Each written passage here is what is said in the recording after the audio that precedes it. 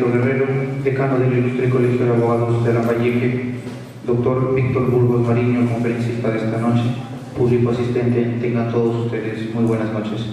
Quiero invitar, como todos los viernes jurídicos, a ponernos de pie para entonar nuestras sagradas notas al himno al Ilustre Colegio de Abogados de Lambayeque.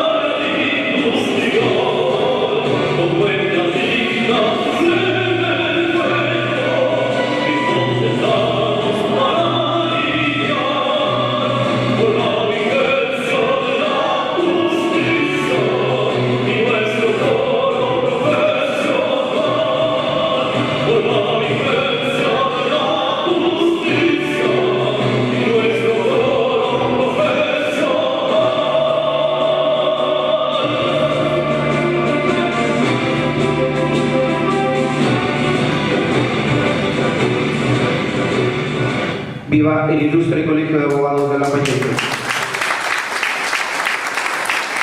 Pueden tomar asiento.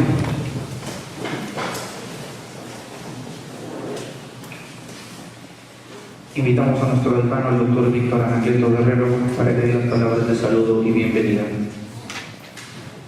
Doctor Víctor Burgos Mariño, expositor de esta noche, colegas, público presente. Hoy empezamos la conferencia de los bienes jurídicos de julio a septiembre y queremos pedirles pues, la participación permanente, así como invitarlos, reiterarles que el día 5 y 6 de septiembre se va a realizar en nuestra sede el tercer Congreso Nacional de Abogados, que habrán expositores extranjeros, nacionales, y habrán debates y propuestas al Poder Ejecutivo, Legislativo y Judicial. Bien, el día de hoy para nosotros es motivo de satisfacción contar con la presencia del doctor Víctor Burgos Mariño. Él es vocal en lo penal en la Corte de la Libertad, Corte Superior de Libertad. Es un amigo que viene a apoyar nuestro colegio permanentemente, pues estamos muy agradecidos y vamos a pedir al doctor Acevedo que lea su hoja de vida. Muchísimas gracias.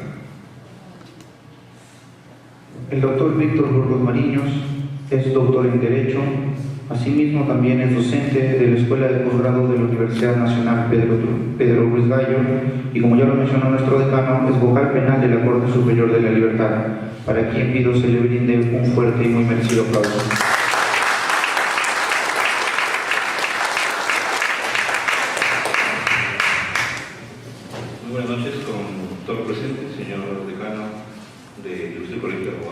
Lambayeque. Muchas gracias por la cordial invitación. Colegas abogados, les traí un tema para poder discutirlo con ustedes. No es tanto una clase magistral, a mí quiere ser una oportunidad en que quisiera plantear algunos temas, ¿no?, que se han venido dando y que se vienen dando en la actualidad y que generan un impacto bastante importante en la práctica de la política criminal en nuestro país. Vista desde la política criminal como práctica, debe entenderse esto desde la estrategia que el legislador del Estado peruano viene utilizando para poder hacer frente a la delincuencia en nuestro país. Esta parte, ¿no?, vinculada a la determinación de la pena y los beneficios penitenciarios, viene a ser una parte bastante sustancial en donde se aprecia con mucha claridad cuál es el sentido de la política criminal, cuál es la opción del legislador y cuál es a su vez los efectos prácticos y concretos que se desarrollan y se producen en la realidad, ¿no?, en el día a día. Y justamente producto de esta nueva expresión de la política criminal en Perú, los problemas que vemos en el día a día en los tribunales de justicia, los planteamientos, la necesidad de determinar la pena, las nuevas reglas para la determinación de la pena, ¿no?, son aspectos que, sin duda, gracias, muy amable, merecen una especial atención de parte de todos nosotros, ¿no? Le he querido denominar, ¿no?, a esta presentación nuevos criterios para la determinación de la pena y los nuevos desafíos que yo tendría desde el punto de vista de la libertad, la expectativa de libertad del sentenciado. Bien, pasemos a ver si funciona. Así funciona. Muy bien, para darle un orden a la presentación, y en cada segmento vamos a hacer una pequeña estación de intercambio con todos ustedes. Son tres ejes temáticos, el primero sobre la delimitación dogmática de los sistemas de determinación de la pena, para más o menos encuadrar, ¿no?, las características o identificar las características del actual sistema de penas en nuestro país. Luego pasaremos a examinar los nuevos criterios para la determinación de la pena, con algunos casos prácticos que veremos, y terminaremos con desafíos para la libertad del sentenciado, ¿cierto? Bien. En el ámbito de la delimitación dogmática, nosotros debemos recordar que el tema de la pena pasó por varios momentos muy marcados que determinaron la sistematización de la información en base a lo que se denominó sistemas de determinación de la pena. Por eso, por ejemplo, se habla en un momento de un sistema de determinación absoluta, en donde pues no había ningún tipo de parámetro para poder determinar la pena. Era pues una pena que quedaba libre albedrío del juez y podía o no reflejar criterios de proporcionalidad, pero en esencia no lo hacía. Por eso es que la imposición de la pena era básicamente producto de un criterio meramente retribucionista y a veces hasta desproporcionado. Este sistema, por cierto, totalmente arbitrario y constitucional, fue dejado de lado rápidamente. Luego pasamos a un criterio un poco más razonable, pero que aún todavía tenía algunos problemas. Este segundo criterio, este segundo sistema de determinación de la pena, consistía en que el juez fijaba una pena entre un mínimo y máximo. Por ejemplo, condenaba a una persona por estafa y le imponía una pena entre 4 y 5 años. O sea, el sentenciado podía salir a los 4 o a los 5 años. Lo cierto es que ese lapso, ese intervalo de tiempo entre 4 y 5 era objeto de estudio y evaluación para que del interno para que durante su cumplimiento de condena pueda haber demostrado pues, una conducta positiva, de arrepentimiento, de resocialización, como que se llame, ¿no? Este es un sistema que costó en su momento, ¿cierto?, lo que ahora conocemos como tratamiento penitenciario. Sin embargo, esto tampoco tuvo en su época mucha acogida y luego fue sustituida por un tercer sistema, ¿no?, de determinación de penas, donde el legislador, tal como ahora, ¿no?, se habla mucho del legislador, observó pues, que los jueces no tenían un criterio estándar, un criterio uniforme para imponer las penas. Y justamente ante esa diversidad de criterios para la determinación de la pena, el legislador dijo, no, esto no puede ser posible, ¿no? Hay mucha inseguridad, el pretexto siempre de inseguridad jurídica aludida por el político, y terminó esta situación generando un sistema de determinación de penas basada en la determinación de la pena fija. Es decir, aquí el legislador era quien en realidad fijaba la pena, ¿no? Era el legislador, ¿no? Robo, ¿no? Por ejemplo, ahora tenemos un ejemplo de ello. Cuando hay un delito de robo con consecuente muerte, el juez no tiene espacio para poder definir la pena concreta, porque la pena concreta coincide con la pena abstracta. La pena abstracta es la pena del legislador, la pena señalada en la ley.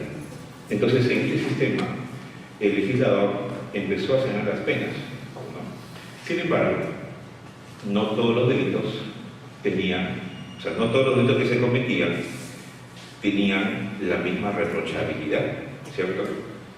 Porque no solamente la pena se determinaba en función a la sola infracción del delito, en términos abstractos, sino que para determinar la pena, y hoy lo sabemos que es así, asisten además tanto el principio de culpabilidad como el principio de lesividad. Y solamente bastaría decir que no en todos los delitos de hurto se lesiona igual el bien jurídico patrimonio, ¿cierto o no? Entonces eso marcaba la diferencia y la razón que justificaba por qué no debía tener la misma pena todos los delitos que se cometiesen. Y si vamos a la culpabilidad, pues no todos tienen, no todos los que cometen de estafa tienen la misma culpabilidad, ¿cierto? Entonces hay razones que tienen que ver pues, con los fundamentos constitucionales de la pena, como son la lesividad y la culpabilidad, que son los que determinan, ¿no?, que la pena abstracta no tenga que ser la pena que se imponga al final en la sentencia. Por eso que este sistema también fue arbitrario, fue injusto, y por tanto también fue sustituida por un sistema que es el de la fijación de un marco punitivo, que es el que tenemos actualmente, en donde el legislador combina la experiencia de la proporcionalidad calculada por los bienes jurídicos a través del legislador, a través de las penas abstractas. Por ejemplo, los delitos de robos tienen penas mayores que los delitos de hurtos, porque así lo ha definido el legislador, ¿cierto? Porque ha hecho una valoración de que en el robo se pone mayor riesgo de los bienes jurídicos, por tanto hay una mayor lesividad en abstracto, por tanto merece un mayor reproche, que en cambio en el caso de los hurtos. Igual podríamos decir de los homicidios con lesiones, ¿cierto?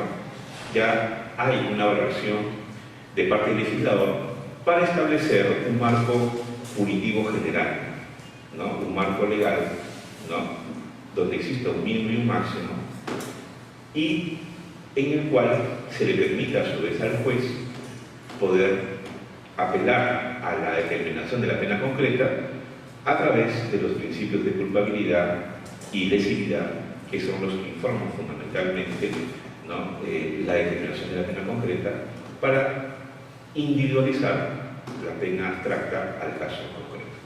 Entonces, esta comunión, esta conjunción de estos dos sistemas, el sistema judicial y el sistema legal, de la detención de la pena, tienen hoy su representación, ¿no?, en este sistema acogido por nuestro Código Penal de 1991. Muy bien. Sin embargo, aún no. Sin embargo, hoy asistimos a una manifestación extraordinaria, ¿no? Una manifestación excepcional de la política criminal de nuestro país. Hoy vemos cómo se confunde la prisión preventiva con las penas, ¿no? Cómo la sociedad y los políticos demandan que las penas, ¿no?, para que la prisión preventiva se convierta en una pena, y se distorsiona el sistema de garantías. Hoy vemos cómo, por ejemplo, en los delitos de mayor peligrosidad, los delitos vinculados a criminalidad organizada, ¿no?, remecen la sociedad peruana y exigen, ¿no?,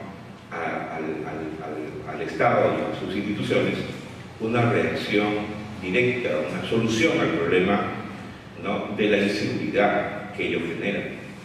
Vemos cómo, por ejemplo, los casos de corrupción de funcionarios también generan un impacto fuerte en la colectividad, y esta a su vez demanda a la sociedad, ¿no?, y al Estado, perdón, una respuesta radical y dura, ¿no?, para hacer frente a este flagelo de la corrupción.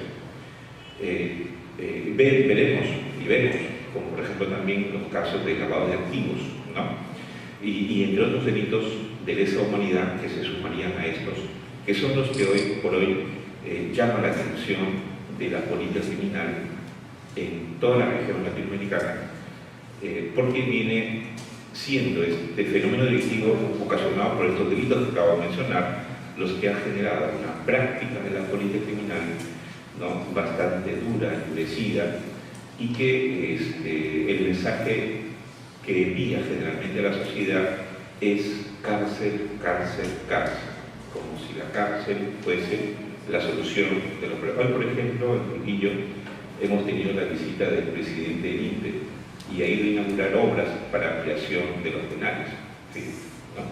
Entonces, la política del Estado actual es esa justamente, ¿no?, de generar una respuesta, ¿no?, que signifique una prisionización. Sin embargo, esta solución, supuesta solución, no es solución. No lo decimos nosotros, sino lo dice la historia. No es la solución.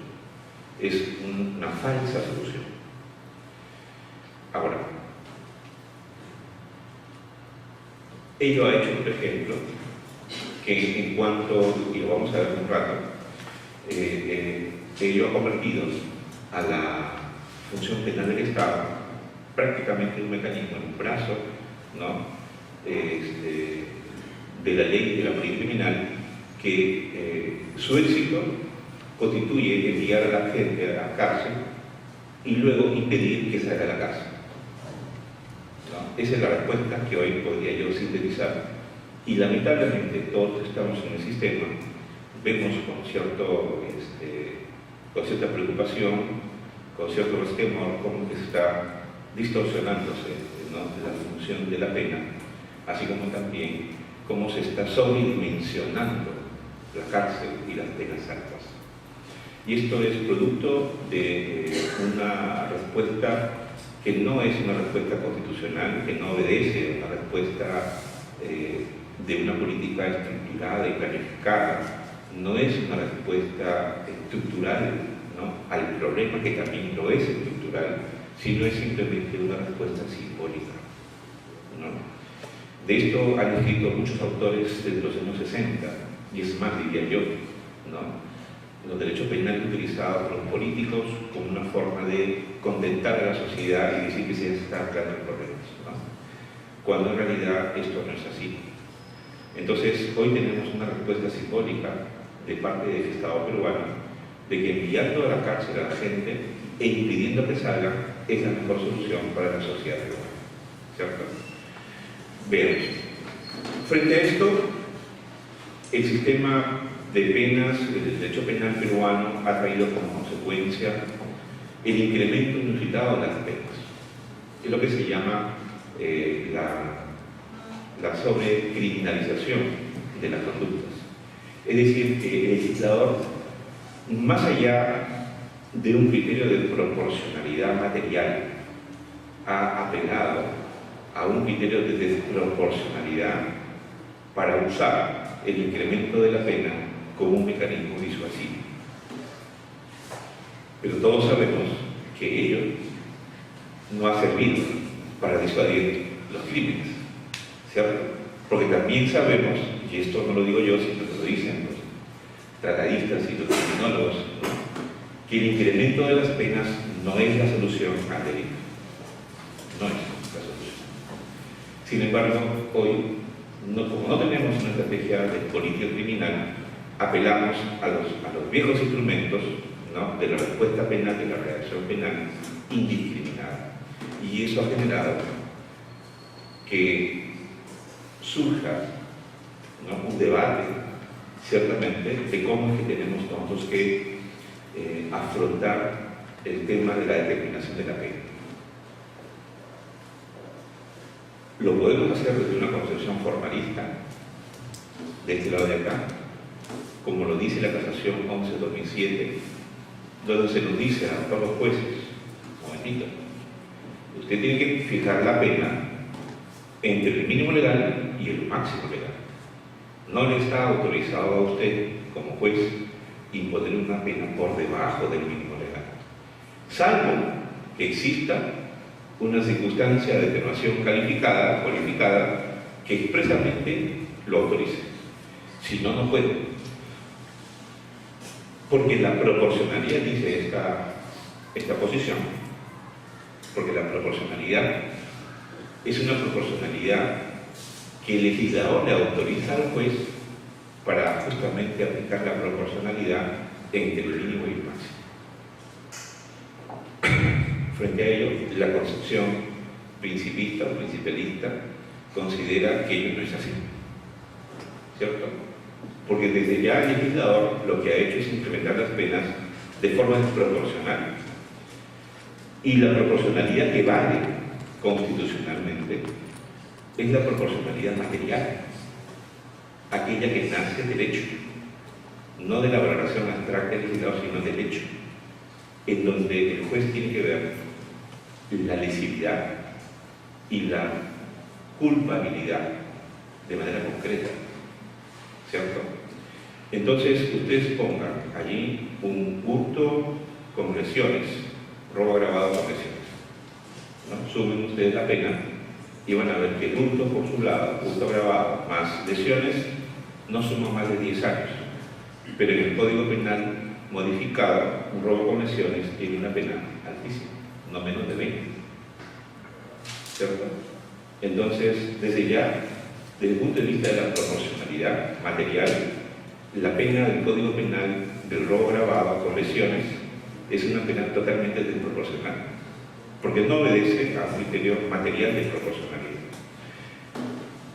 Esa concepción es lo que nos lleva, ¿no?, a ejercer un control constitucional de la ley penal. Un control constitucional que está reservado, ¿no?, para los jueces. Los jueces podemos hacer control constitucional. Y justificando, ¿no?, tal control en base a los principios de proporcionalidad material, lesividad y culpabilidad. Añadimos también resocialización. Y este es el criterio dominante en la doctrina contemporánea, por si acaso. No es el criterio formal, esto no es así, este es el predominante. Es más, esta casación de la Corte Suprema, ¿no?, es solamente el criterio de algunos jueces supremos, porque los otros jueces supremos en muchos casos han puesto una pena por debajo del mínimo legal, ¿no?, fundamentando justamente principios de proporcionalidad material. Entonces nos ha dado la razón, ¿no? O sea, es un tema que está en debate. Muy bien. A ver, por favor. A ver, ¿quién me lee este caso? Lean este caso. ¿Leen? ¿Pueden leerlo? ¿Acaso leerlo acá? ¿Sí? Lo leen. A ver.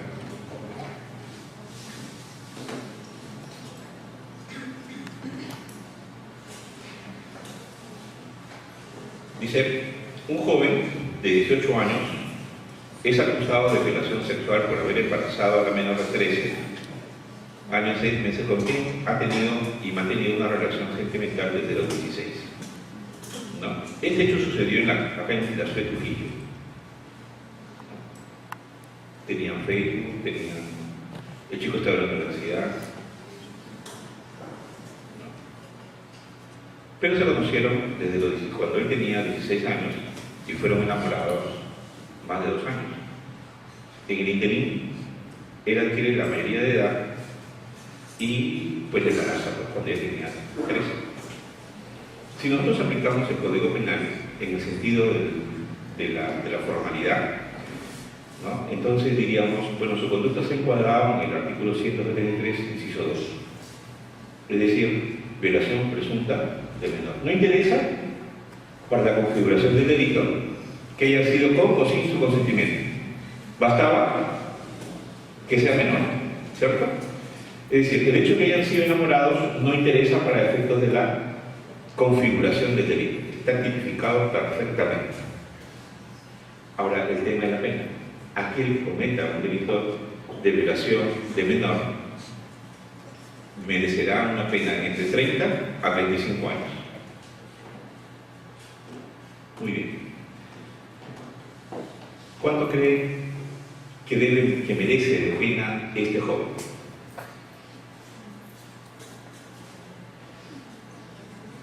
Para 18 a 21 No, para violación no procede, está excluido. No hay responsabilidad restringida para casos de violación sexual de menores. Está excluido. ¿Cuánto le ponemos? Así nomás, así como se estila en el Perú, los jueces ahora, bueno, antes siempre han aplicado el método OBC. ¿Sabe cuál es el método OBC? Ojo, por el ojo. ¿No? Doctora, ¿cuánto le pone usted?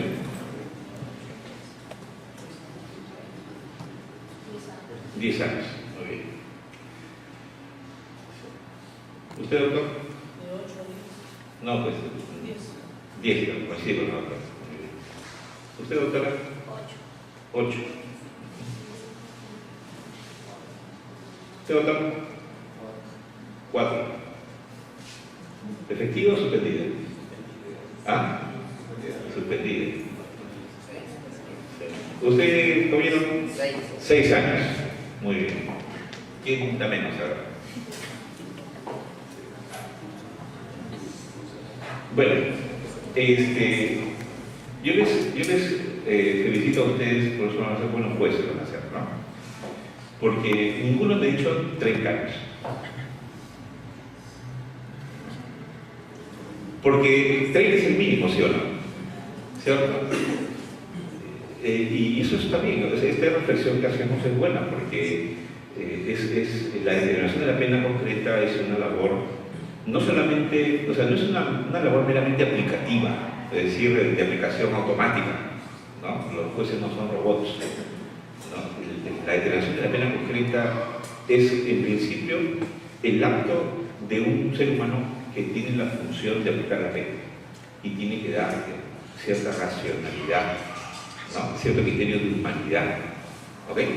Entonces, lo cierto y concreto es que para este auditorio, en esta muestra cualitativa que he tomado, no es o no ha sido de la opinión que debe merecer 30 años, ¿no?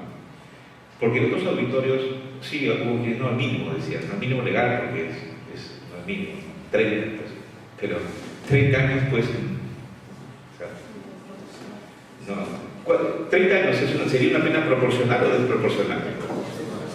Desproporcional, terriblemente desproporcional, ¿no? ¿Por qué razón?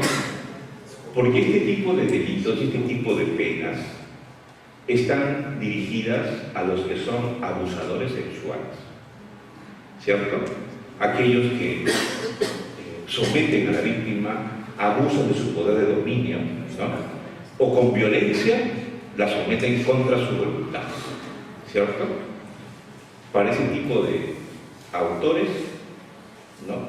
Está dirigida esta pena que es altísima, ¿no? Pero Decir eso significa, pues, que estamos hablando entonces de los principios de lesividad, y estamos hablando del principio de culpabilidad, ¿cierto? Porque quien abusa con violencia lesiona con mayor intensidad el bien jurídico, ¿no? Sin duda. Mayor violencia, mayor vulneración, mayor lesión, mayor daño psicológico, ¿cierto? Y quien actúa de esa manera actúa con mayor culpabilidad, ¿no? Es más reprochable su conducto, ¿no? Por eso merece la pena. Pero yo no puedo decir, como juez, ¿no? Decir, el autor 18 años, enamorado, la víctima 13, relación sexual, violación presunta 30 años, igual. No puedo decir eso, ¿cierto? No puedo, porque en realidad no es un caso de abusador, ¿cierto? No es un caso de abuso sexual. Bien, pero para poder rebajar la pena a 30 años y desvincularnos de la casación que he mencionado, tenemos que acudir, pues, a criterios de lesividad y a criterios de culpabilidad, ¿cierto?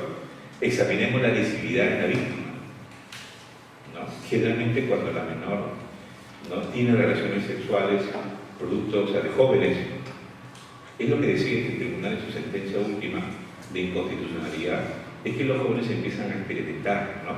Empiezan a conocer, a explorar su sexualidad, ¿no? De una forma inocente, ¿no? Y sin malicia. Entonces aprenden. Por eso forma parte de su desarrollo de su personalidad, ¿no? La forma como se va descubriendo como persona, ¿cierto?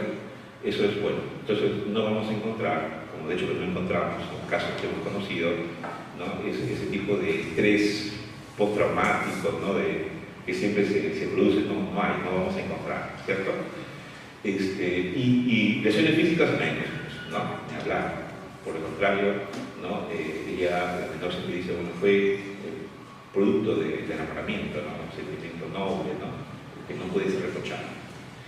Y desde el lado de la culpabilidad, también, porque el autor no actuó, pues, con esa malicia y esa violencia de ejercer su poder, su mayoría de edad, para poder someter a la víctima.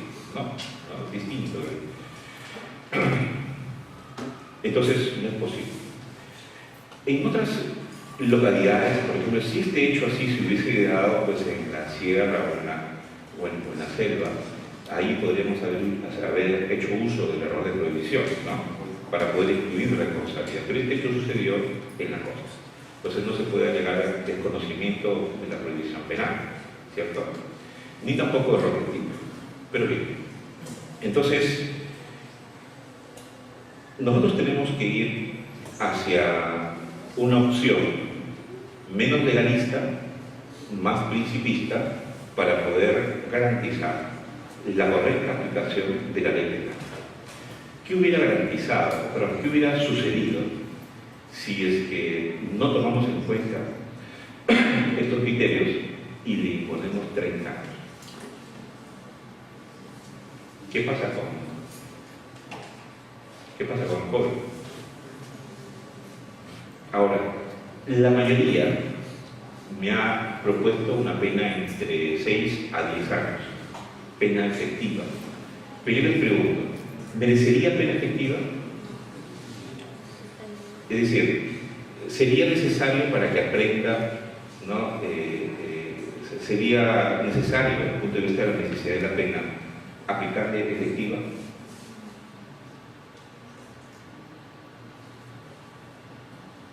Creamos otro drama, ¿no?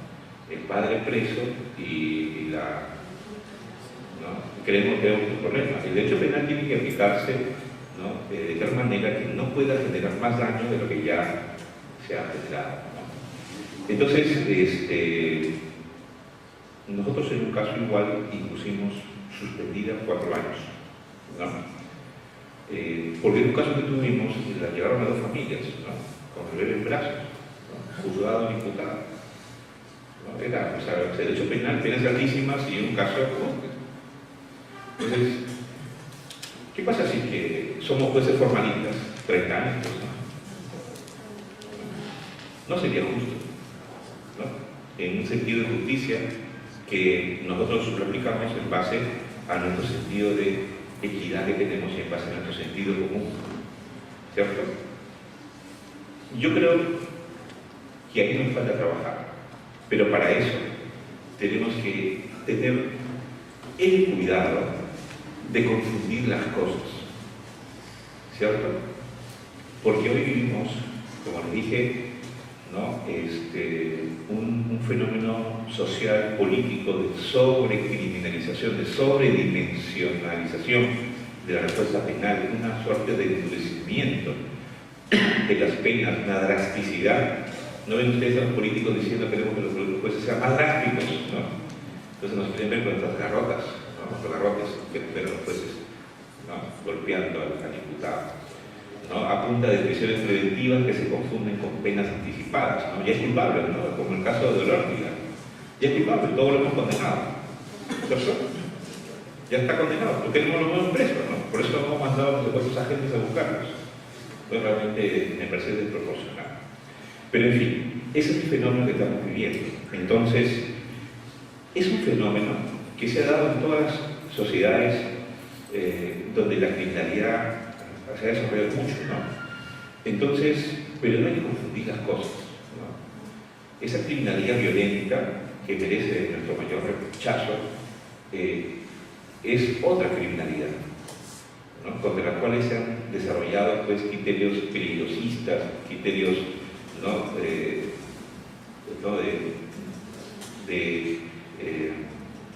Una suerte de exageración en la respuesta penal, ¿no? Penas altísimas, prohibición de beneficios. Ya veremos luego cómo las penas se incrementan por reincidencia, entras y ya no sales, entonces sí, pero eso es para los delitos gravísimos. Pero da la impresión que existe una confusión, porque se nos pide ser drásticos para esos delitos, pero sin embargo extendemos esos criterios peligrosistas a otros delitos que no tienen nada que ver con la razón de la inseguridad ciudadana, no tienen nada que ver, ¿no? Como por ejemplo, es un caso, por ejemplo, que se daría en cualquier vecindario, ¿no? Este hecho tiene que ver con la inseguridad ciudadana. Vean, si este hecho así ha estado, tiene que ver con la inseguridad ciudadana. Bueno, si fuese pues un monstruo, tal vez, ¿no? Tal vez, ¿no? El abusador del colegio, bueno, tal vez, o del barrio, pues tal vez, pero este hecho así, no, pues no tiene nada que ver, es una relación de enamorados, un vecindario. Bueno, si no hubiese salido embarazada la menor, nunca nos hubiésemos enterado. De hecho, la sociedad no se hubiese alarmado, ¿cierto? Pero hay quienes seguramente tratarían este caso, ¿no? Importando los criterios peligrosistas para decir, no, 30 años, un delito grave, no gravísimo. No, hay que tener mucho cuidado de no confundir las cosas, ¿no? Muy bien. Bueno, les felicito, ¿no? Porque no han usado 30 años, eso es un gran avance. Muy bien. Ahora sí, no sé si tengan alguna pregunta hasta aquí del auditorio.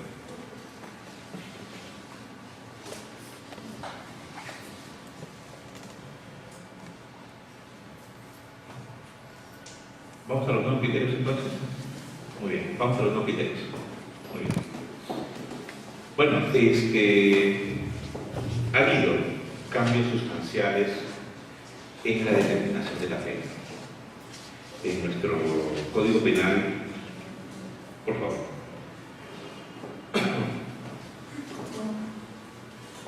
Yo diría, gracias, hasta antes del 2006, ¿cierto? 2006, hacia atrás, entonces un autor, por ejemplo, de robos, podía haber cometido 10 asaltos, ¿no? 5 en Piura y 5 en Chiclayo. ¿Ok? Y al final procesado por los 10 casos, se dictaba una condena en Piura de 10 años, ¿cierto? Y los demás, los otros 9 casos, que estaban ventilándose, 4 más en Piura y 5 más en Chiclayo, el fiscal había acusado con penas de 8 y 10 años. Entonces, en ninguno de los otros 9 casos, el acusado iba a merecer una pena mayor a 10. Eran 10 delitos, ¿ah? Fíjense. Entonces, el abogado planteaba su artículo 51, me parece el Código Penal, ¿no? El concurso real respectivo, y decía: señor juez, lleva el juicio al tribunal y decía: bueno, solicito el archivamiento porque, ¿no?, acá está la copia certificada de la sentencia firme, ¿no?, por una condena de 10 años, y usted el fiscal me está pidiendo K8 o 10, por tanto ya no procede el juicio y procede el archivamiento del caso.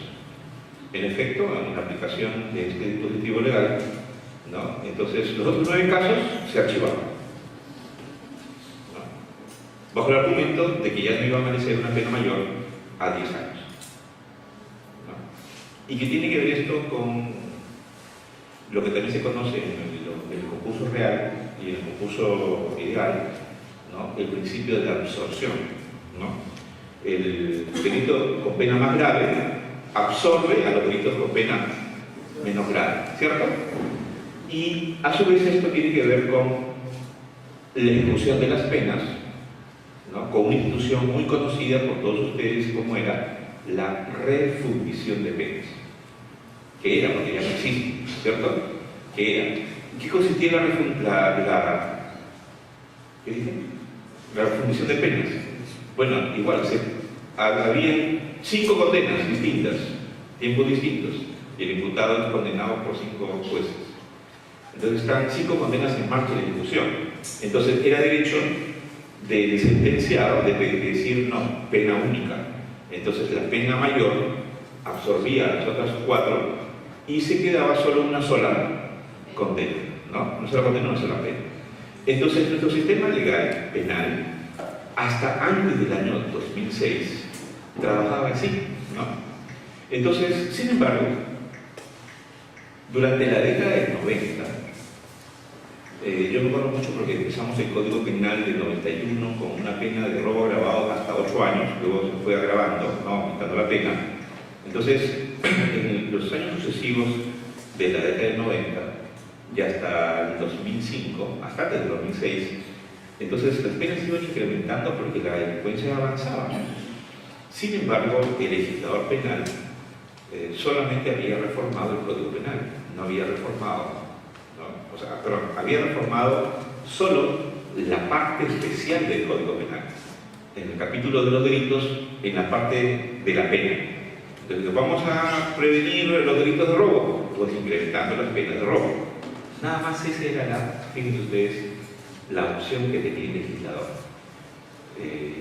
Y así fue con los delitos de hurto, los delitos de homicidios, ¿no?, los delitos de tráfico de drogas, los delitos de violación sexual, se fueron incrementando las penas. ¿Cierto? Muy bien. Entonces, pero como les digo, son 10 asaltos, una condena de 10 años.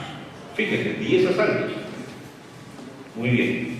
Al final, una sola condena por 10 años. A los 2 años y medio ya estaba pidiendo su beneficio penitenciario. ¿Me siguen la idea o no? Porque había una sola condena. Es decir, era un sujeto que era habitual en el delito, era reiterante, había hecho su modus vivendi de los delitos y usaba para ello pues el sistema, ¿no? Pues el sistema se lo permitía. De nada valía el incremento de las penas si es que al final, ¿no?, las otras partes del sistema penal no se habían reformado, ¿cierto? Entonces, o había concurso real, las penas se absorbían, o había concurso real respectivo, los procesos se archivaban, o había refundición de penas y la pena se hacía pena única, ¿no? De tal manera que el autor podía cometer innumerables delitos y al final sabía que solamente por uno solo iba a responder, ¿no? Eso, obviamente, en lugar de desalentar la delincuencia, por el contrario, lo incentivó, ¿no? Lo promovió, ¿no? Fue un incentivo en realidad. Hasta que el legislador se da cuenta de ese pequeñísimo detalle, ¿no? El año 2006. En 2006 se da cuenta de ello y se reforma la legislación, ¿no? Y, por ejemplo, se reforma la regla para la aplicación de la pena en los casos de concurso de delitos. Entonces ya no, el delito mayor ya no iba a absorber a los menores, sino que a partir de 2006 las penas ahora se iban a sumar, ¿cierto? Concurso real, las penas se suman. Se deroga el concurso real retrospectivo, ya no existe. Entonces, si el imputado cometió 10 asaltos, debe ser condenado por los 10 asaltos. ¿Ok? Y la pena anterior es tomada en cuenta para poder ser sumada al momento de ejecutar, porque tampoco ya va a haber refundición de penas. Entonces, ahora es distinto, ¿no? Desde 2006, entonces, la estrategia penal como que logra una mayor coherencia en su lógica de generar una mayor reprochabilidad, una mayor sanción al sentenciado. Entonces, ese es el camino, ¿no? La ruta que se sigue la política criminal en el Perú y que nos conduce fundamentalmente a un nuevo sistema, un nuevo criterio en la determinación de la pena, que nuevo digo porque es un sistema de penas por tercios que incorpora la ley 30.076, ¿no? Que lo vamos a ver a continuación, ¿no? Es la nueva forma como se determina la pena. Anteriormente no había pues, estos criterios, ahora ya los hay. Antes el juez podía fijar una pena entre el mínimo y el máximo y tenía pues una libertad bastante amplia para hacerlo. Y cuando la pena era desproporcionada tenía incluso la facultad de poder, ¿no?, reducir la pena por debajo del mínimo legal, como innumerables veces lo viene haciendo la Corte Suprema hasta hoy incluso, ¿no? Sin embargo, a partir de las modificatorias que se han dado en la legislación penal, podemos hablar hoy ya de un nuevo criterio para la determinación de la pena que, si me lo permiten, les explico a continuación, ¿no? Entonces, hay unas cuestiones básicas aquí, condiciones básicas que resulta ineludible presentarlas, ¿no? Por ejemplo, debe haber un marco de racionalidad, ¿cierto?, para la determinación de la pena. Ese marco de racionalidad lo establece la ley, que delimita el marco penal, abstracta el marco de la pena, ¿no?, que corresponde.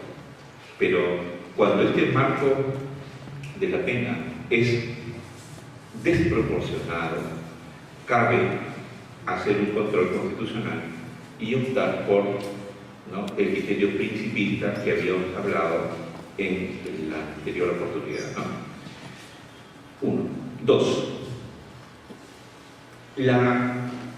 El actual sistema de determinación de penas, hoy que está vigente, necesita contar con una mayor información de las partes. Esto es muy importante, ¿no? Y ustedes van a ver al final qué tan importante es esto. La determinación de la pena no es solo una función solitaria del juez, es fundamentalmente, ¿no?, también, ¿no?, interés de las partes es de lograr una determinada pena concreta. El fiscal pedirá una pena más alta, el defensor pedirá una pena más baja, ¿no? Para ello tenemos que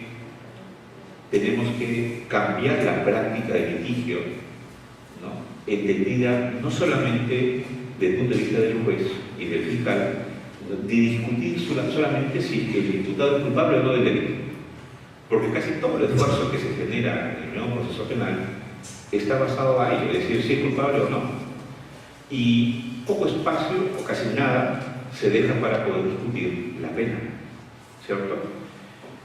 También es importante aquí que el abogado, ¿no?, incorpore en su estrategia legal la posibilidad de una condena para para poder también aportar pruebas que determinen en la eventualidad de la condena una pena más baja, siempre y cuando el abogado tenga la convicción de que tiene un caso que litigar en juicio. Porque si se tiene un caso que litigar en juicio, entonces hay que ir al juicio a litigarlo, pero asumiendo el riesgo y la alta probabilidad que se puede ganar o se puede perder. Y en caso que se pueda perder, llevar también los elementos de convicción vinculados a la determinación de la pena concreta. Pero si el abogado sabe que no tiene un caso que litigar, entonces ¿para qué va a ir al juicio? Tiene que ir, ¿no?, a la salida alternativa. Porque si va al juicio sin nada, entonces se corre el riesgo de que ahora le impongan una pena, no por debajo del mínimo, sino una pena que esté incluso cerca del máximo. Ya veremos luego los riesgos que ello genera.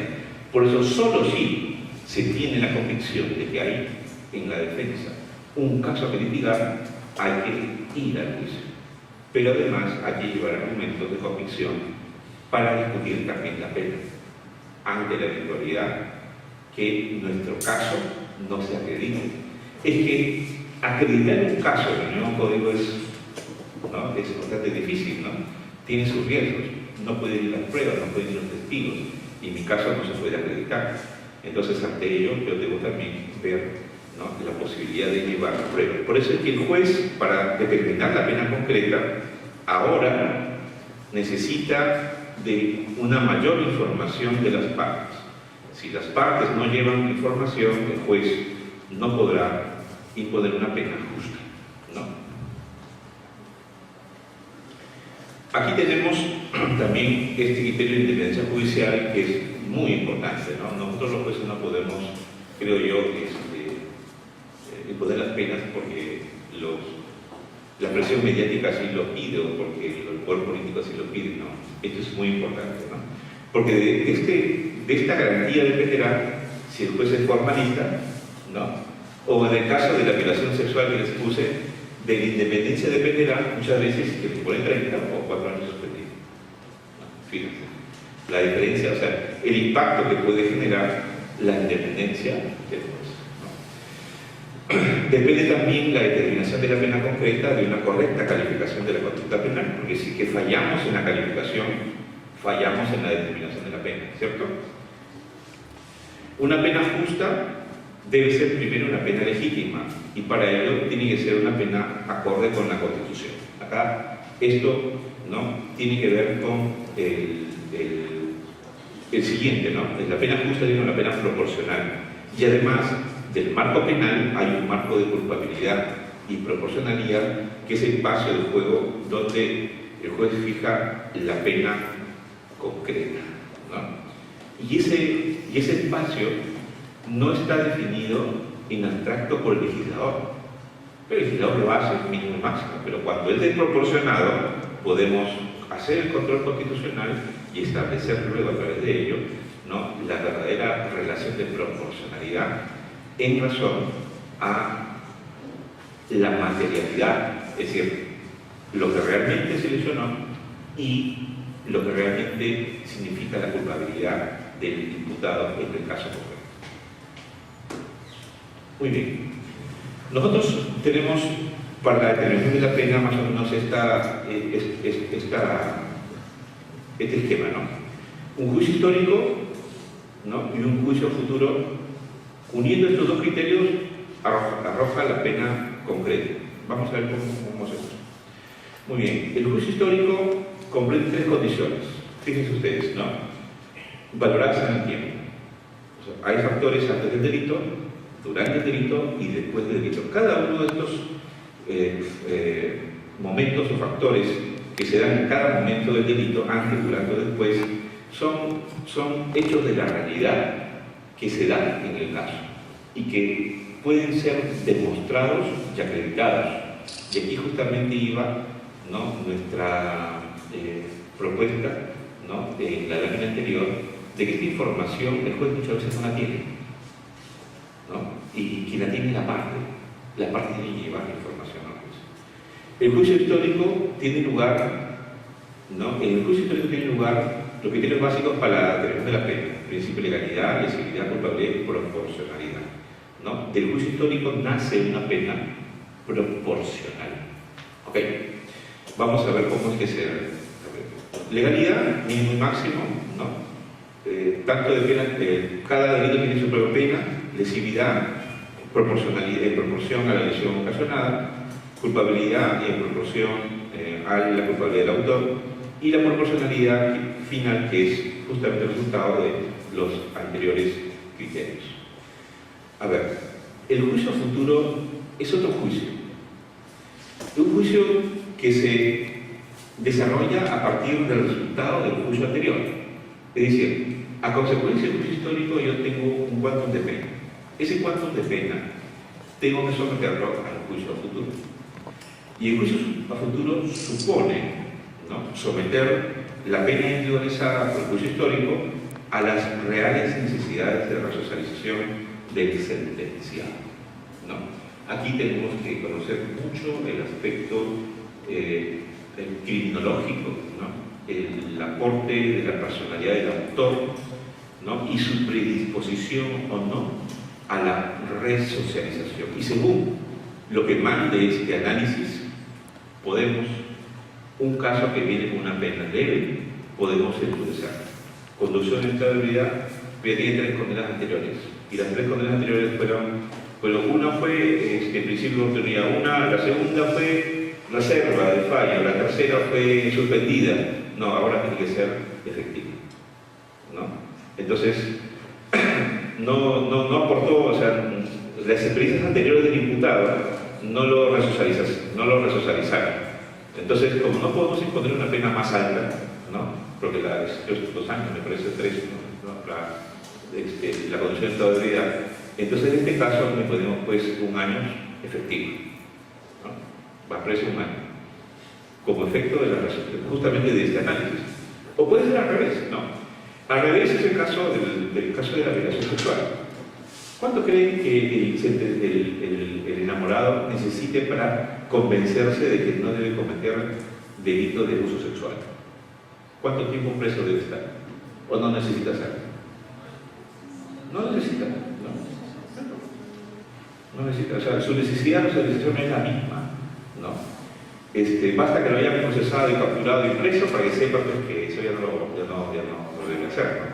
¿Cierto? Por más enamorado que esté, ¿no? Una sentencia en la Corte de San Martín decía, parecido a esta, decía que, ¿no?, unos fundamentos que no se puede condenar al imputado por amor, decía, ¿no?, porque hasta Dios amó, ¿no? Así decía eso, por eso lo absorbió y lo absorbieron, ¿no?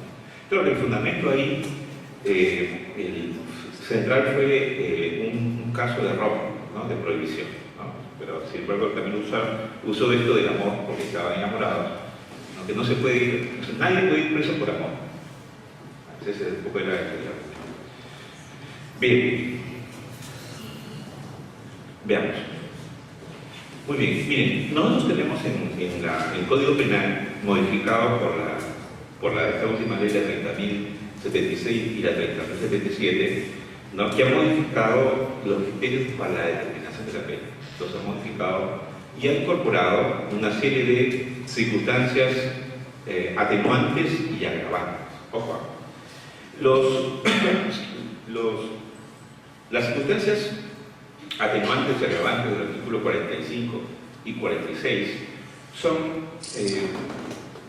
circunstancias agravantes generales, ¿cierto?, que hay que tener en cuenta. También hay circunstancias agravantes y atenuantes cualificadas, ¿ok? También para poder distinguirlos, ¿no? Entonces, hay de las dos, ¿cierto? Hay las agravantes y atenuantes genéricas y las agravantes y atenuantes cualificadas. De estas últimas, hay a su vez de 2 tipos, ¿no? Unas agravantes y atenuantes cualificadas contenidas en el mismo tipo legal, como tales, ¿no? Por ejemplo, el subsecuente muerte, ¿no? en robo agravado, por ejemplo, es un agravante cualificado, ¿no? Entonces, que ya está en el delito y por tanto no se aplica ya este criterio, ¿no? Pero también hay circunstancias agravantes y cualificadas generales, ¿no? Como podría ser, por ejemplo, la reincidencia. Vamos a ver, ¿no? Que tiene otra regla para la determinación de la pena. Lo cierto es que el legislador nos ha puesto una serie de criterios que son hasta contradictorios y como veremos a continuación. Pero sin embargo, lo esencial de la reforma es esta, miren. Lo cierto es que aquí, en el artículo 45, ¿no? Hay, por ejemplo, lo que está sentado en rojo es la innovación que incorpora la ley 30.076. Por ejemplo, no estaba en la regulación anterior. Acá les he puesto para que ustedes hagan el distinto. Entonces, aquí el legislador ha puesto, por ejemplo, que circunstancia, ¿no? A las circunstancias anteriores al delito. Estas circunstancias son preexistentes al delito, ¿cierto?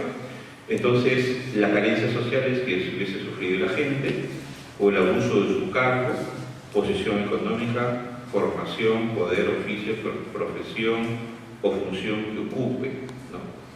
A ver, un ingeniero cometiendo, por ejemplo, usurpación, ¿no? Usurpación. Un ingeniero de minas cometiendo usurpación. De acuerdo a este criterio, o sea, la condición de profesional le da una mayor, ¿no? Reprochabilidad, ¿cierto? ¿Cierto? Antes no distinguía para nada el Código Penal para la definición de la pena, ¿no? No distinguía, ¿no? Entonces ahora ya se dice, ¿no? Acá, ¿no?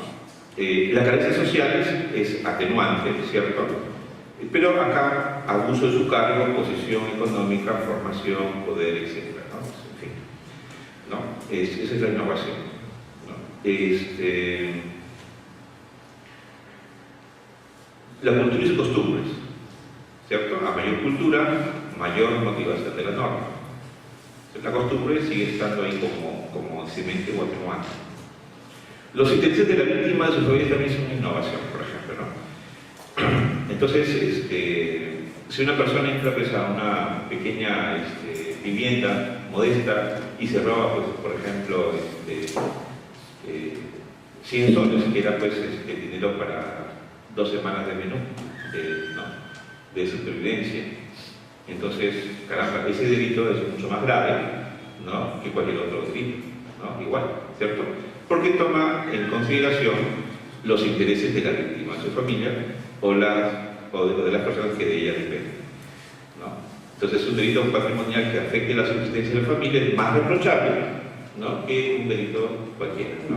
A nosotros, por ejemplo, que somos abogados profesionales, pues nos roban 100 soles, bueno, no nos afecta mucho, ¿no? Ya el otro cliente lo pagará, decimos, ¿no? Pero que 100 soles pues es una tarjeta para ir a una actividad social, ¿no? Pero 100 soles para... no sería igualmente reprochable por la condición de víctima. O dirán, no, la roba la roba está bien, dicen, ¿no? Decía roba, ¿no? Claro. Bueno, entonces acá también tenemos, igual, en el circunstancias, seguimos con las circunstancias anteriores al delito, ¿ya? Entonces, la carencia de antecedentes penales es una... Acá te he puesto, ¿no? Es separado, ¿no? Que son esto que tenemos que acreditar, ¿no? La carencia de antecedentes penales, atenuación, obrar por motivos nobles o altruistas, también es atenuación, influencia de circunstancias apremiantes, personales o familiares en ejecución de hechos punibles. También es un tema interesante esto, ¿no? También acreditar que hubo una circunstancia de apremio, ¿cierto? O sea, no exime de responsabilidad, pero sí la atenúa, ¿no? La edad del imputado, también atenuante, ¿no? En tanto que ella hubiera influido en la conducta punible, ¿no? En cambio, las circunstancias agravantes son estas: ejecutar la conducta punible por motivo abyecto, fútil o mediante, ¿qué dice? Precio, recompensa o promesa remunerativa. Miren, lo que estaba antes contenido en el homicidio por lucro, ¿cierto?, se ha trasladado para poder servir como agravante para los demás delitos en general, ¿no? Por ejemplo, quiero hacer una invasión. Contrato, ¿no? Ahí está clarísimo, ¿no? Actúa, el que invade, actúa por lucro, ¿no? Lo capturamos y lo castigamos, ¿no? Por usurpación. Entonces, ¿por qué fuiste por lucro? Me contrataron para ingresar, ¿no? Ah, entonces fuiste por lucro, ¿cierto? Entonces su conducta es más reprochable, ¿cierto? Entonces, ejecutar el delito bajo móviles de intolerancia o discriminación también es una innovación, ¿cierto? Cuando la conducta punible es dirigida o cometida total o parcialmente desde el interior de un lugar de reclusión, por quien esté privado de su libertad o se ¿no? También recoge un agravante de la extorsión y del robo, ¿no? Y lo amplía para todos los delitos, ¿cierto? En general, como circunstancia de agravación genérica. Luego, acá tenemos lo que había mencionado el doctor acá temprano, pero si es entre 18 y 21, responsabilidad restringida, ¿cierto? Pero el artículo 22, ¿no?, modificado por esta ley, excluye, ¿no?, de la responsabilidad, de la responsabilidad restringida, a ver, podrá reducir judicialmente la pena señalada por el hecho punible cuando la gente tenga más de 18 y menos de 21 años, o más de 60 y 65 años por el momento de la conducta, ¿cierto? Muy bien. Entonces, esta es la regla que siempre hemos tenido en el Código Penal desde el inicio, ¿cierto? Y de acuerdo a la práctica de detención de la pena, la reducción de la pena es hasta el mínimo, o es por debajo del mínimo. Siempre ha sido considerado hasta el mínimo. Sin embargo, también he visto varias sentencias en muchas cortes en donde este mismo argumento era usado para imponer una pena por debajo del mínimo. Y muchas sentencias han quedado confirmadas por la Corte Suprema, ¿no? Entonces, hay en todo caso una interpelación, ¿no? Entender que la pena por responsabilidad restringida es hasta el mínimo, o la otra que es por debajo del mínimo. Entonces, nos quedamos con aquella que resulta más favorable, ¿cierto? Sobre todo en aquellos delitos donde las penas son bastante altas. A ver.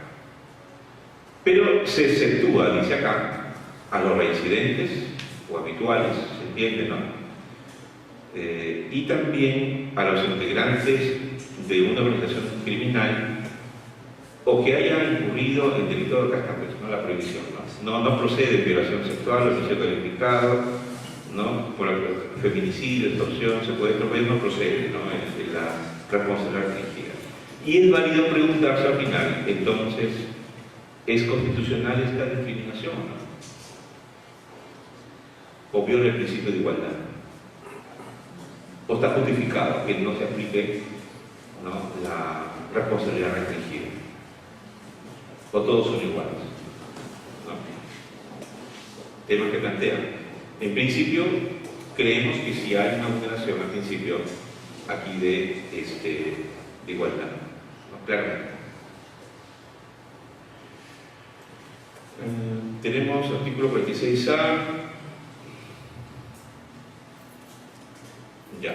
Este es el caso de una circunstancia agravante cualificada, dice acá, ¿no?, por la condición del autor. Es decir, si el autor tiene la condición de miembro de la Fuerza Armada, Policía Nacional o inferior funcionario servidor público y comete un delito común, ¿se entiende? Es decir, no un delito de función, porque ya el delito de función ya está, ¿no?, con su agravante. Digamos, acá comete, por ejemplo, un estafa, ¿no? Ahí sí tiene, ¿no?, plena aplicación esta norma, ¿cierto? Ahora, En estos casos, el juez aumenta la pena hasta la mitad por encima del máximo legal fijado, ¿no? En este caso. De tal manera que la determinación de la pena ya no es a partir del mínimo, sino a partir del máximo, ¿no? Del máximo, el nuevo máximo, ¿no? Hasta, se sube hasta una mitad del máximo. Algo parecido es el 46B en el caso de la reincidencia, ¿no?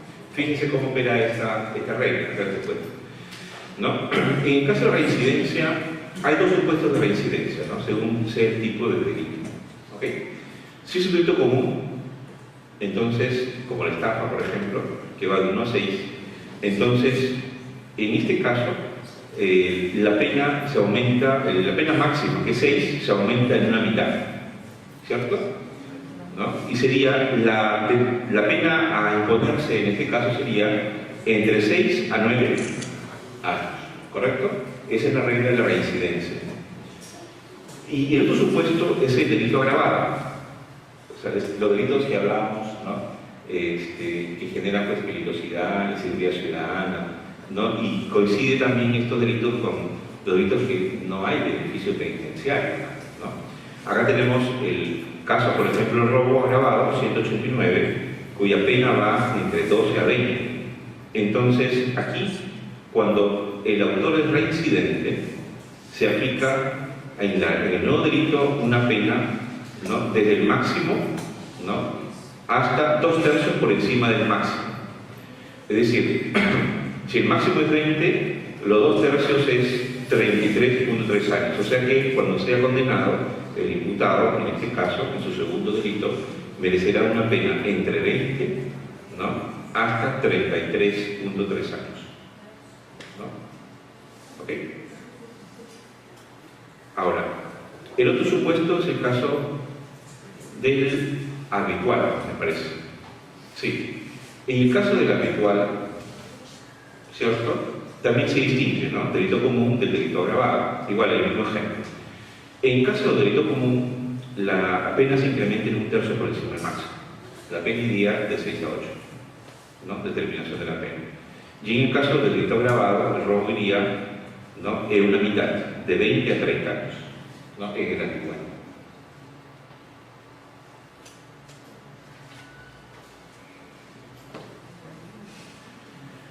Muy bien, y acá continuamos con un histórico, vamos avanzando rápido para que se nos gane la noche. Circunstancias atenuantes del delito, acá igual tenemos circunstancias de atenuación y circunstancias de agravación. Esto se produce durante el delito, por ejemplo, ejecutar la conducta punible sobre bienes o recursos destinados a actividades de utilidad común, ejecutar la conducta punible sobre bienes o recursos públicos, emplear en la ejecución de la conducta punible medios de cuyo uso pueda resultar peligro común, ¿cierto? Ejecutar, por ejemplo, a usurpar y pues incendiar, ¿no? En las plantaciones, por ejemplo, es incendio, estragos, ¿no? Ejecutar la conducta mediante ocultamiento con abuso de la condición de superioridad sobre la víctima o aprovechando cualquier circunstancia de tiempo, modo, es decir, cometer el delito con cierta ventaja, ¿no? Con alevosía, ¿no? La alevosía estaba previsto solo para los delitos de homicidio, ¿se acuerdan? Ahora esa circunstancia de generación de ventajas de alevosía se ha extendido para ser usado como agravante de manera general para todos los delitos que puedan cometerse de esa manera, ¿no? Entonces, tenemos acá, continuamos con juicio histórico, circunstancias agravantes. Bueno, las innovaciones que ha traído el Código Penal, ¿no? Son más incorporación de circunstancias agravantes que de atenuantes, como ustedes verán, ¿no? Acá, ¿no? Entonces, igual, todas estas son circunstancias agravantes. Por ejemplo, a ver, 46D. Bueno, acá tenemos otros casos de determinación de la pena especial, ¿no? Por ejemplo, igual, en la misma lógica anterior, ¿no? Si es que el autor, para cometer cualquier delito, utiliza imputables, menores de edad o personas con enfermedad mental, ¿no? Entonces la pena se incrementa del máximo 1/3 por encima, ¿no? 1/3, acá le cuento, ¿no? Si el autor abusa de posición de dominio sobre la víctima, ¿cierto? Entonces, la pena es simplemente en una mitad por encima del máximo. Y si la víctima muere o sufre lesión grave, la pena es el doble del máximo, ¿no? Son los supuestos especiales de determinación de la pena concreta que ha traído la ley de 30.076.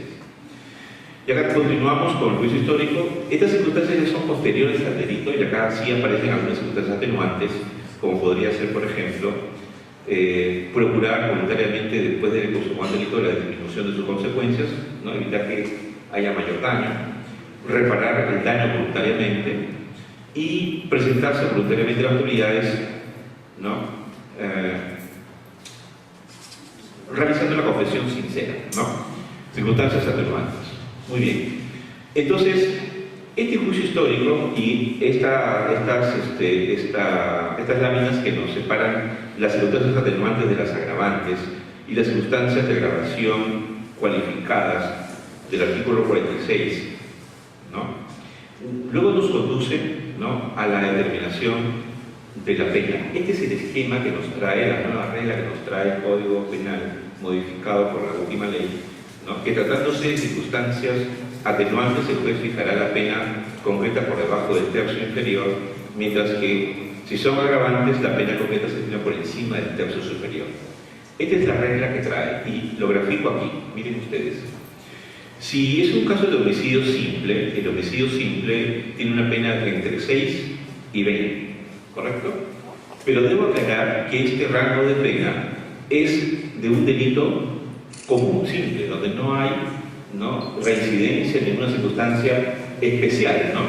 Porque si hubiera, entonces trabajaríamos a partir del máximo para adelante, ¿no? Un tercio, una mitad o 2 tercios, ¿no? ¿Correcto? Este es un caso sencillo, común y corriente de un autor primario, por decir, ¿no? Entonces, la pena es de 6 a 20. Entonces, en ese rango yo he dividido en 3 tercios. Primer tercio, segundo tercio y tercer tercio. ¿Correcto? Bien, lo he expresado en meses. Cada uno tiene 56 meses. Muy bien. Entonces, de esta manera, es que el legislador ha previsto ahora que los jueces debamos fijar la pena. Ya no nos deja, como ustedes verán, ese amplio margen entre el mínimo y el máximo. Ya no nos deja.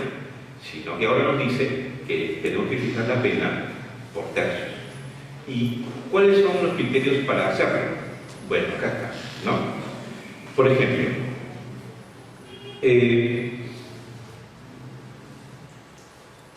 si en el caso concurren solo circunstancias atenuantes, entonces la pena se ubica en el primer tercio. ¿Ok? Es decir, si solamente hay atenuantes, mi pena lo ubico entre 6 años y 56 meses después. Este es mi rango. De un caso donde concurra solamente circunstancias atenuantes. Ahora, si en el caso concurren circunstancias atenuantes, pero también agravantes, entonces debo fijar la pena en el segundo tercio, ¿no? Entre ¿cuántos 56 meses? Más o menos 4 años. 4 años o 8 meses, 10 meses más o menos, ¿no? Entonces, entre 10 años y medio hasta 15 años más o menos, ¿no? Sería el segundo tercio. Y aplicaré una pena entre el tercer tercio si es que en el caso solo concurren circunstancias agravantes.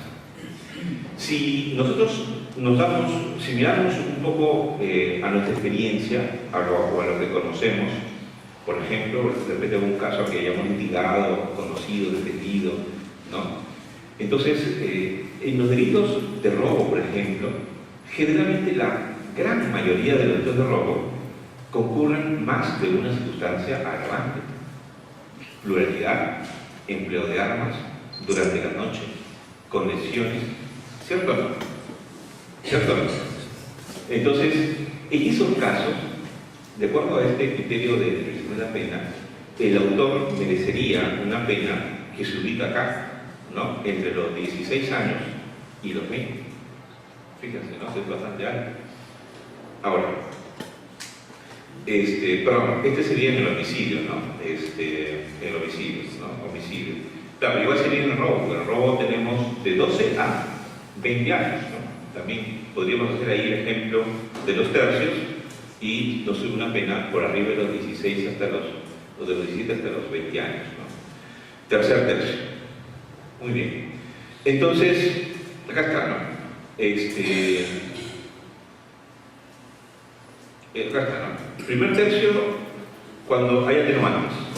Son atenuantes. Segundo tercio, agravantes y atenuantes. Tercer tercio, únicamente circunstancias agravantes. En el Código Penal también existe un segundo párrafo que es el artículo 45A, que se refiere a circunstancias atenuantes privilegiadas cualificadas, ¿no? Acá hay un problema. Porque miren, el agravante atenuante cualificado generalmente está contenido en el mismo delito, ¿no? Y acá se nos puede tener un problema, ¿no? Por ejemplo, acá les he puesto receptación agravada, primer párrafo. Este caso de receptación agravada, la pena va de 4 a 6 años, ¿ok? Son los casos, por ejemplo, de receptaciones de bienes que vienen de los hurtos agravados, ¿no? Un hurto agravado, ¿cuánto tiene de pena? Accesorios. De 3 a 6, me parece, ¿no? 3 a 6 años. Y la receptación agravada es más grave que el hurto, ¿no? Por ejemplo, ¿no? Ahora, en este caso, por ejemplo, cuando concurren circunstancias cualificadas, dice, acá se aplica la pena, ¿no? Por encima del tercio superior, de la pena más alta. Por ejemplo, la pena más alta, el máximo es 6, ¿no? ¿Cuál es su tercio? ¿Tercio de 6 cuánto es? 2. Entonces, la regla es, ¿no? Si concurre el agravante cualificado, entonces aplicamos una pena por encima, o sea, un tercio por encima del máximo. Entonces, es 2. Entonces, sumamos 6 a 8 años. 6 a 8. Y si concurre un atenuante cualificado, entonces es menos 2, ¿cierto? De 4 a 2 años. Es distinto. Acá podría ser, por ejemplo, un caso de confesión sincera, ¿no? Un caso de confesión sincera podría ir, ya no es un tercio, ¿no? Ven ustedes, ¿no? Es 2 años, ¿no? Acá también hay un conflicto de normas, ¿no? Porque el otro código nos habla de un tercio de la pena, ¿no? Pero bien. Muy bien, como ustedes verán, la mayoría de modificatorias en cuanto a la determinación de la pena son circunstancias agravantes más que atenuantes, y eso refleja sin duda pues, la preocupación del legislador, ¿no? Ahora, para la determinación de la pena concreta necesitamos trabajar la aportación de pruebas, porque ahora, como ustedes verán, ¿qué le interesa al abogado? ¿No? Por ejemplo, si un abogado preocupado, ¿no? Dice, bueno, mi caso puede fallar, entonces, ¿qué me queda? Discutir la pena. Y si que voy a discutir la pena, ¿qué debo hacer? Debo llevarle al juez argumentos para acreditar que mi caso es un caso del primer tercio, ¿no? ¿Cierto o no? Porque si es que no llevo pruebas, entonces, y el fiscal solamente me presenta agravantes, ¿cómo van a condenar a mi patrocinado? En el tercer tercio. Entonces, como ustedes verán ahora, esta modificatoria, si bien es muy discutida porque limita al juez, ¿no? En su facultad discrecional, lo positivo es que genera un incentivo a los abogados, a los litigantes, ¿no? De preocuparse ahora en la determinación de la pena. Porque de su mayor o menor preocupación de llevar pruebas que acrediten circunstancias agravantes y atenuantes, dependerá ahora la mayor o menor penalidad, ¿no? Por eso es muy importante, por ejemplo, llevar argumentos probatorios sobre el estrato social del imputado, sobre si ha tenido alguna situación apremiante, ¿cierto? Circunstancias que nos trae el nuevo código que nos permite sin duda discutir, el Código Penal modificado por la Ley 3076. Entonces, de repente, lo más saludable de este nuevo sistema de penas es que ahora la ley pone sobre los hombros, sobre el trabajo de los litigantes, la gran responsabilidad de discutir la pena justa, ¿no? Porque sin duda, no solamente la sentencia debe ser justa en los hechos y en la culpabilidad, sino también que tiene que serlo también en la pena, ¿no? Que corresponde. Finalmente, en este punto, yo a consecuencia del juicio, ¿no?, histórico, yo debo someter mi pena al juicio a futuro. Para eso necesito información igual sobre educación, la condición de primario, el grado de arrepentimiento, la reparación del daño, si es reincidente o confesión sincera, y vincularlo justamente también a las necesidades de prevención general, ¿no?, como en el ejemplo que les he dado, tanto del delito de conducción de estado de ebriedad, como también en el caso de violación sexual. Y la pena final será el producto de una pena, ¿no?, que sea consecuencia del test del juicio futuro, que nos puede llevar a una mayor agravación, inclusive de la pena, o una menor, ¿no?, un ablandamiento de la pena. Eso dependerá justamente de los dos criterios, ¿no?, la necesidad de racionalización y la función de prevención. Finalmente, la pena individualizada será el resultado del juicio histórico más el juicio futuro, y acá tendremos pues la pena individualizada. Dicho esto, para terminar esta presentación, debo señalar que en efecto hoy se plantean nuevos desafíos para el abogado y para, sobre todo cuando versa la aplicación o no de algunos de los beneficios penitenciarios contenidos en el Código Penal, ¿no? Particularmente yo pienso que la cárcel no es la mejor solución y que la cárcel en todo caso está predestinada para aquellos delitos de suma gravedad. Sin embargo, no podemos incluir ahí a todos los delitos, ¿no? Tenemos, por ejemplo, delitos de lesiones leves, tenemos delitos de omisiones de asistencia. ¿Cuántos presos por omisión de asistencia están en el penal? Imagínense ustedes, ¿no? Lo cual es muy terrible, ¿no? Y bueno, nosotros que siempre hemos considerado que es una deuda, ¿no?, en el caso de la omisión, que pagando puede salir libre, ¿no? Desde el año 2010 nosotros venimos discutiendo el tema de la libertad anticipada, que hoy, ¿no?, ya la Corte Suprema como que ha dicho que es un tema del legislador y que el legislador debe resolver el tema, ¿no? Sin embargo, nosotros consideramos que no, porque en la casación vinculante de la libertad anticipada, la casación señala, pues una casación que se votó 4 contra 3, por si acaso, ¿no? Es decir, la Corte Suprema tuvo mucha discrepancia, ¿no? Este es un documento muy interesante, ¿no?, que sería bueno que ustedes lo accesen.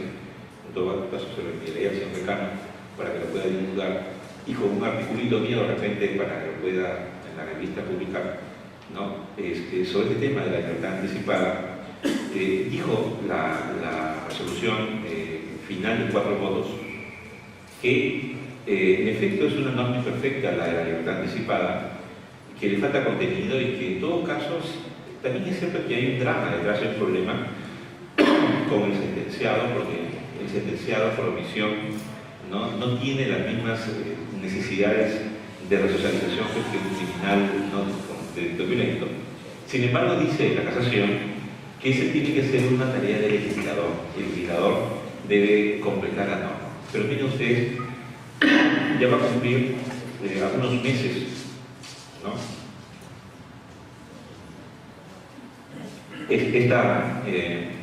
ya se va por el año casi ya de esta sentencia casatoria, pero sin embargo no sabemos hasta ahora si el legislador se ha enterado de la casación o si que va a resolver el tema, ¿no? Entonces, discutir eso. Yo he visto casos, por ejemplo, de los jueces, ¿no?, rechazan la semilibertad en omisión de asistencia, ¿no?, porque dice que no le da seguridad, ¿no?, que no vuelva a delinquir. Claro, pues sí, que estando preso ya perdió el trabajo y ya está con antecedentes, ya nadie le va a dar trabajo, ¿no? Entonces se convierte en un círculo vicioso, ¿no?, que en lugar de resolver el derecho penal este problema, lo ahonda. Ahora, nosotros tenemos acá, y estos son los retos, los desafíos para los beneficios penitenciarios, ¿no? La presión mediática, ya hemos hablado esto un poco, ¿no? La presión mediática de la sociedad, ¿no?, y el mensaje que envía: todos a la cárcel y nadie sale, ¿no? Esa es la presión mediática. Y hoy, en el caso, por ejemplo, de Olórtica, ¿no? El caso de Corazón Serrano, los medios al principio difundieron, sí, y ahora como están echando para atrás los medios, eso ya se han dado cuenta, ¿no? Ya por acá distancia, ya posiblemente puede ser, pero ya al hombre ya lo sentenciaron, ya lo juzgaron, ¿no? Ya lo definieron y eso es presión mediática.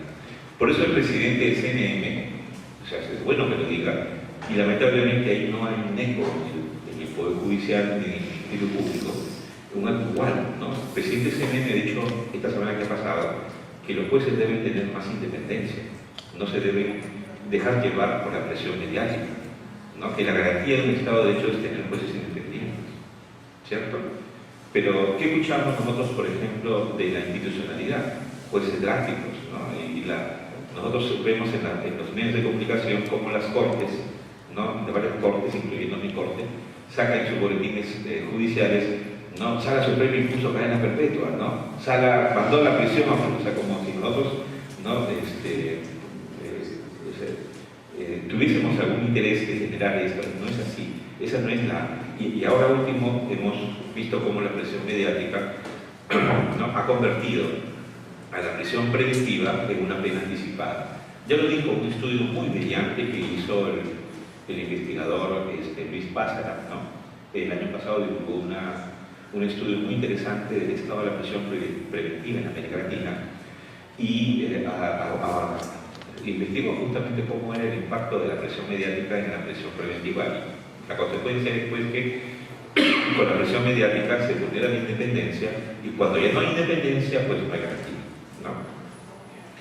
El OCMA, igual como tema institucional, nosotros esa es la reflexión y eso también ha sido público, ¿no? Inició una campaña que tuvo también un efecto mediático, ¿no? El año 2010, ¿no? De procesar a muchos jueces a nivel nacional por haber dado beneficios penitenciarios. Y acá en Chiclayo hubieron muchos jueces sancionados, castigados por haber dado beneficios penitenciarios. Y en efecto, eso fue lo que pasó. En realidad, en algunos casos se sancionó porque no hubo una correcta motivación, pero el gran problema de los beneficios penitenciarios no fue ese, sino que lo real fue que la ley lo permitía. Ya hablamos hace poco, ¿no? Que un delincuente que cometía 10 delitos al final era sancionado por uno solo y a los 2 años y medio estaba pidiendo su beneficio. Y no había ninguna prohibición para hacerlo, ¿no? Entonces, ahora eso ya se ha remediado y a partir del 2006 ya no es posible, ¿no? Que se pueda dar una situación como esta, ¿no?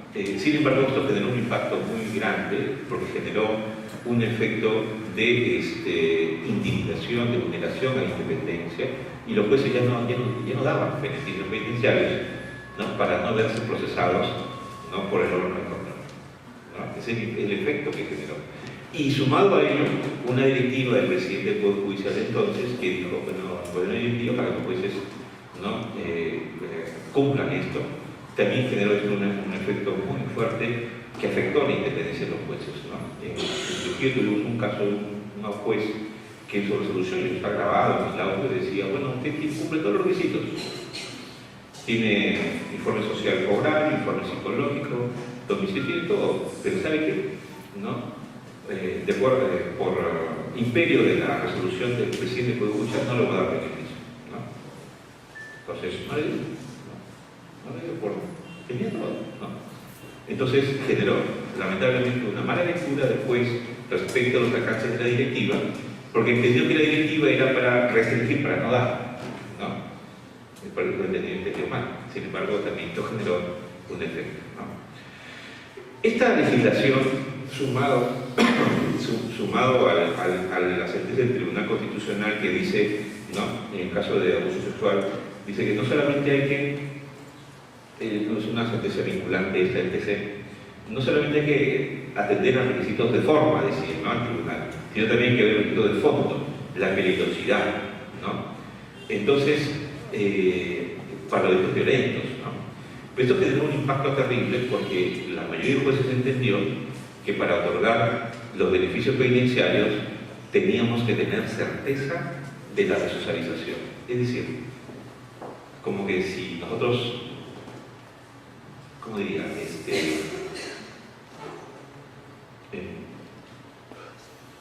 Supiéramos, ¿no? Y tuviéramos la certeza también nosotros, ¿no?, de que el tratamiento penitenciario de la cárcel, ¿no?, cambia a una persona, ¿no?, para bien, definitivamente, ¿no? Ese es un argumento ingenuo, ¿no? Porque la cárcel no resocializa, por el contrario, ¿no?, dessocializa. Entonces, ¿qué se nos exige a nosotros? El de hacer un control acerca de tratamientos penitenciarios exitosos. No, nunca. Es imposible. El profesor español de la Cuesta decía, ¿no?, hace más de 200 años que venimos experimentando el tratamiento penitenciario. Hasta ahora no descubrimos, ¿no?, una fórmula que nos garantice la plena resocialización de los internos, ¿no? Entonces, por eso es que el derecho penal aplica las penas cortas, excluye de la cárcel las penas cortas, porque no resocializa, ¿no? Y una pena corta genera un riesgo muy grande para el sentenciado.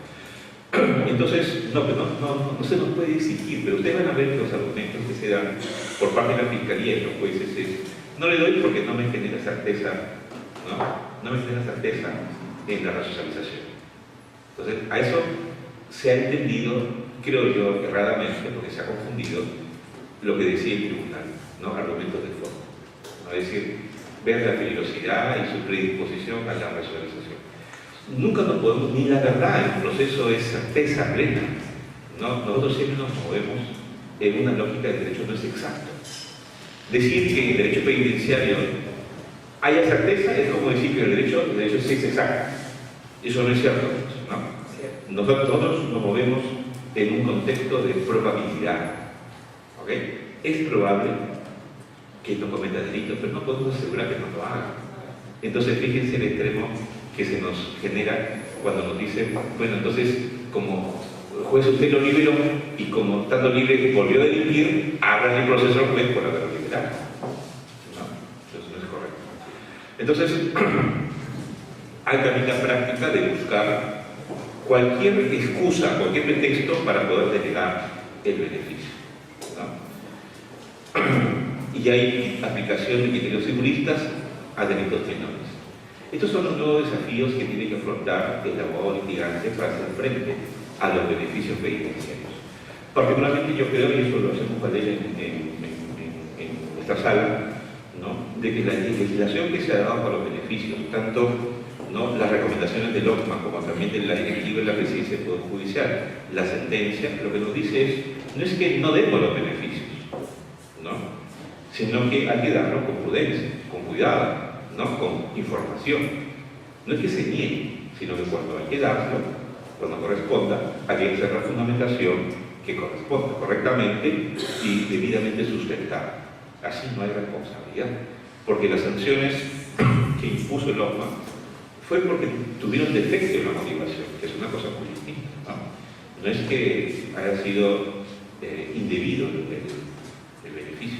Pero bien, bueno, estos son los desafíos, mis estimados amigos, y lo importante es justamente trabajar en este tema de la detención de la pena, ¿no?, llevando, ¿no?, elementos de convicción, prueba al juicio sobre determinación de la pena.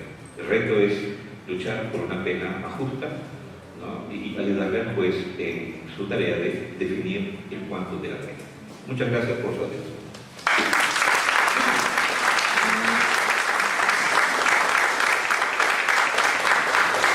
Felicitamos al doctor Víctor Burgos Mariño, brindándole nuevamente un fuerte y muy merecido aplauso.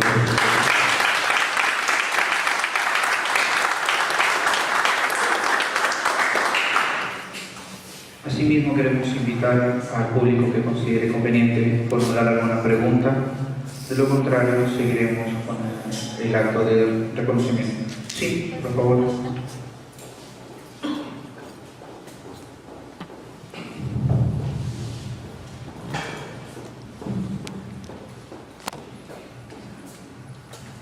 Buenas noches, doctor. Quería hacerle mi pregunta es, por ejemplo, si una persona comete robo simple en un distrito y lo comete en otro distrito, ¿ese sería un antecedente acumulativo para él, me serviría como abogada para poder tener como antecedente a poderlo, ¿cómo se llama? A poder acumular sus antecedentes de él. ¿O cada distrito es diferente? ¿O cómo sería eso? No, si se comete el delito de meter cualquier departamento, distrito, y comete otros distritos, sí son delitos distintos, ¿no? Pueden ser juzgados separadamente, o en todo caso, hay que ver la situación, ¿no? Hay que verlo, pero para efectos de la determinación de la pena, ¿no? Cada proceso se encuentra la pena que corresponde, ¿no? Ahora, si el proceso, por alguna razón, puede ser acumulado, entonces se juzgarían dos hechos en un mismo juicio, lo que sería una suerte de concurso real, ¿no? Y que se sumarían las penas al final en la pena, ¿no? En la sentencia. Pero si que no pueden ser acumulados, los procesos siguen su curso, ¿no? Y ya para la pena final, para la ejecución, se suman igual las penas. Ya no se acumulan, ¿no? O se absorben como antes, ya no. Ay, gracias.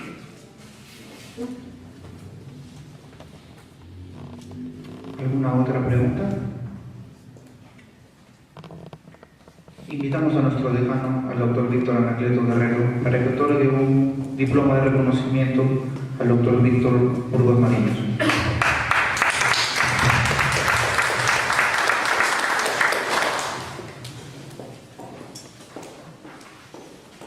Doctor Víctor Burgos, reciba de nuestro colegio y diploma de reconocimiento por su brillante exposición de esta noche.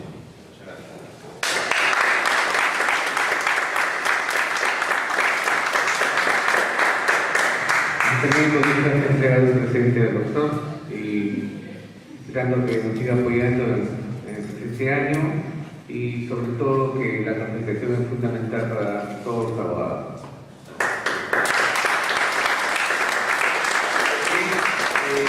Invitarlos también a que se inscriba al tercer Congreso Nacional de Abogados, están las inscripciones, hay las cuentas correspondientes y la inscripción hay derecho pues al otorgamiento de maletín,